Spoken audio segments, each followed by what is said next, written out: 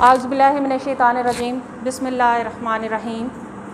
السلام علیکم عزیز طلبہ، میں Anglo Arabic higher secondary school سے آج آپ کو گرامر کی تفہیم عبارت کے بارے میں کچھ معلومات دوں گی کہ تفہیم کے معنی کیا ہیں اور تفہیم کی عبارت کو ترتیب اس کے سوالوں کے جواب دینے کے لیے کن چیزوں کو ذہن میں رکھنا ہے۔ تفہیم کے معنی ہیں سمجھنا، فہم کے مطابق، اور عبارات جو ہے عبارت کی جمع ہے۔ ضروری اجزاء جو ہیں اس کے وہ کس طریقے سے ہیں کہ ان کے جو چند ایک نکات ہیں، گہرا مطالعہ ہونا چاہیے، روزمرہ زندگی سے متعلق معلومات ہونی چاہیے آپ کے پاس، عبارت سے متعلق ہدایات ہونی چاہیے، اغلاط سے پاک تحریر ہونی چاہیے۔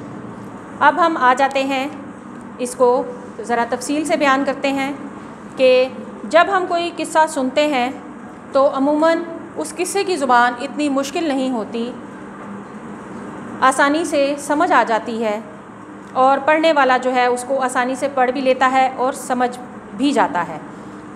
لیکن اس کے برعکس جب ہم وہ تحریر پڑھتے ہیں تو اس کی زبان تھوڑی مختلف ہوتی ہے، وہ اس طرح سے ہماری سمجھ میں نہیں آتی جس طرح عام زبان، عام بیٹھ کے جو ہم کسی سے کوئی کہانی یا کوئی بات سنتے ہیں تو وہ ہمیں جلدی سمجھ آ جاتی ہے۔ اس کا مطلب یہ ہوتا ہے کہ اس کی وجہ یہ ہے کہ آپ نے جب کوئی بات سنی ہے تو اس کی حقیقت کو آپ نے سمجھ لیا، پورا ایک آپ کے دماغ میں ایک دائرہ ترتیب ہوتا ہے اور اس کو آپ اپنی سمجھ کے تحت بنا لیتے ہیں، ایک دماغ میں چیز آ جاتی ہے آپ کے کہ یہ اس طریقے سے تحریر ہوگی، وہ ایسے ہوگی، اور حقیقت کے بارے میں آپ اس کو سمجھ لیتے ہیں، جو آپ کو سنانے والا بتاتا ہے اسی پہ آپ یقین کر لیتے ہیں۔ پھر اپنی سمجھ اور قابلیت اور زبان دانی کی یادداشت سے کام لے کر وہی بات اپنے الفاظ میں جب کوئی تحریر کرتا ہے، وہی چیز جو آپ نے سنی ہے وہ اپنی سمجھ، قابلیت اور زبان دانی کی یادداشت سے کام لے کر ترتیب دینے کا مقصد یہ ہے کہ اس کو ہم عام فہم میں عبارت کہتے ہیں۔ جو عبارت آپ کے سامنے موجود ہوتی ہے اس کو ترتیب دینے کے لیے جو ضروری اجزاء ہیں وہ میں نے بتا بھی دیے اور اس بورڈ پہ لکھے بھی ہوئے ہیں، تو آپ نے ان کو ذہن میں رکھنا ہے ترتیب دیتے ہوئے۔ ایک پیراگراف دیا جاتا ہے اور پیراگراف کو آپ غور سے پڑھتے ہیں۔ اگر آپ کی گرامر ٹھیک ہے اور آپ کی پڑھنے کی صلاحیت آپ کے اندر موجود ہے تو آپ اس کو پڑھیں گے۔ گہرا مطالعہ سے مراد یہی ہے کہ آپ اس کو کھلے ذہن سے اس کا مطالعہ کریں گے اور اس کی بیان کرنے کی جو وجہ ہے یا پھر جو چیز بھی آپ کے سامنے موجود ہے اس کے بارے میں روزمرہ زندگی سے آپ کی معلومات ہونی چاہیے۔ جیسے آپ کہہ لیں کہ آپ نے پڑھا ابھی اسلامی اخوت کے بارے میں، اسلامی اخوت کے بارے میں، اسلامی اقدار کے بارے میں اگر کوئی عبارت مثال کے طور پہ آپ کو بتا رہی ہوں کہ موجود ہے، تو آپ بحیثیت مسلمان ہونے کی حیثیت سے اپنی اقدار سے، اپنی روایات سے اچھی طرح واقف ہوں گے، تو وہ روزمرہ زندگی سے متعلق معلومات ہی ہوں گی۔ گہرا مطالعہ آپ اس طریقے سے کریں گے کہ آپ اس کو غور سے پڑھیں گے، لکھنے والے کا کیا مقصد ہے، وہ آپ کو کیا سمجھانا چاہ رہا ہے، کیا معلومات دینا چاہ رہا ہے، یہ آپ کے ذہن میں موجود ہونی چاہیے۔ پھر روزمرہ زندگی سے معلومات، وہی پہلے والی بات کہ اسلامی اخوت کے بارے میں، اسلامی اقدار کے بارے میں آپ جانتے ہیں۔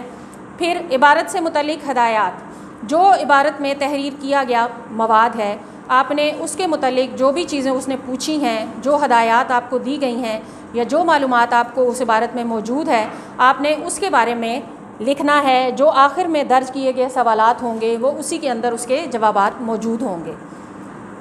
اغلاط سے پاک جو اجزاء ہے یہ سب سے آخر میں آئے گا، جب آپ آخر کے دیے گئے سوالات کو تحریر کریں گے، جوابات کو، تو وہ چیزیں آپ اس ٹائم دیکھیں گے کہ آپ نے املا کی کوئی بھی غلطی نہیں کرنی ہے۔ زیادہ تر بسا اوقات اسی طرح سے ہے کہ عبارت کے پیراگراف کے اندر جو بھی موجود ہے معلومات، اس کے جو نیچے درج کیے گئے سوالات ہیں ان میں اس کے جواب موجود ہوتے ہیں۔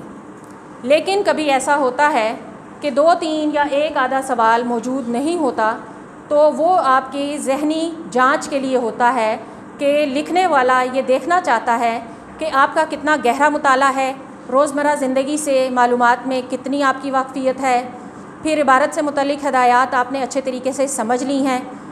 اگر یہ چیزیں آپ نے سامنے رکھی اور اس کو ترتیب اچھے طریقے سے دے دیا تو آپ ان سوالات کے جوابات بخوبی لکھ سکتے ہیں۔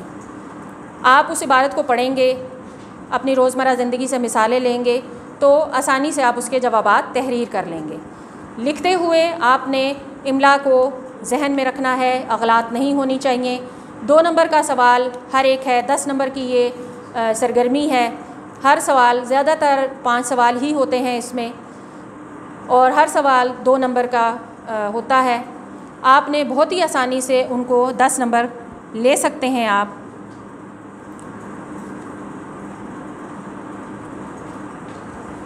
10 نمبر آپ اس کے لے سکتے ہیں۔ اسی طرح سے لے سکتے ہیں کہ آپ ان سوالوں کے جواب تحریر کریں گے۔ یہ عنوان نمبر 2 ہے آپ کا، اور یہ اغلاط سے پاک ہونا چاہیے۔ اسی طرح سے آپ اس کو ذہن میں رکھیں گے، سوالوں کے جواب دیں گے، بہت آسانی سے یہ 10 نمبر آپ حاصل کر سکتے ہیں اگر آپ نے ان چیزوں کو ذہن میں رکھا، تمام سوالات کے جوابات اچھے طریقے سے دے دیے تو یہ آپ کے لیے آسانی ہو جائے گی۔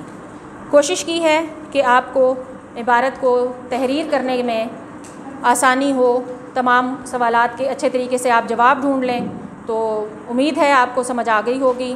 ان چیزوں کو ذہن میں رکھیے گا جب آپ تفہیم عبارت ترتیب دیں تاکہ آپ کو آسانی ہو۔ خوش خط لکھیے گا، فہم کو، ذہن کو کھول کے آپ اپنے اس کا مطالعہ کیجیے گا تاکہ آپ کے لیے آسانی ہو جی۔